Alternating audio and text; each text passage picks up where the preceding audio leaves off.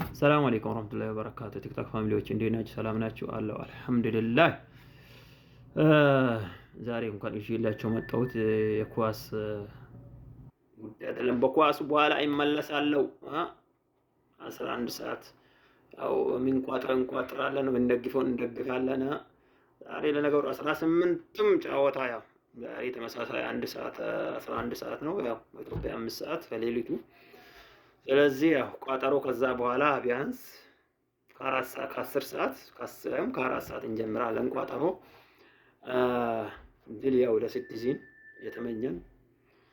ለማንኛውም ያው ዛሬ ይዤላችሁ መጣሁት በዚች ልጅ ምክንያት ብዙ ልጆች ያው ቆራርጣችሁ ቪዲዮን ለቃችሁት እና በዛ በተሰራው ቪዲዮ ላይ ከስር ገብታችሁ ኮመንት የምትጽፉ ልጆች የምር የልጅቷ ምንነት ምን አይነት በደል እንደደረሰባት ሳታውቁ የምር ዝም ብላችሁ ለመኮመት ለብሷን ለመውቀስ በጣም እንትን የምትሉ ልጆች ያላችሁ እና ታውቁ። ወላሂ እኔም ራሱ እንደዚህ መጀመሪያ ቪዲዮን የአባትየውን ቪዲዮ ሲሰማ ያው ተቆራጭ ቪዲዮን ሲሰማ የምር በዚህ ልክ አባቷን የፈለገ እንዲያረጋት አባቷ አይደለም ወይ ምናምን ብዬ ተናግሬ ነበር። ግን የምር በጣም የሚያሳዝን እንትን ነው አላት ታሪክ።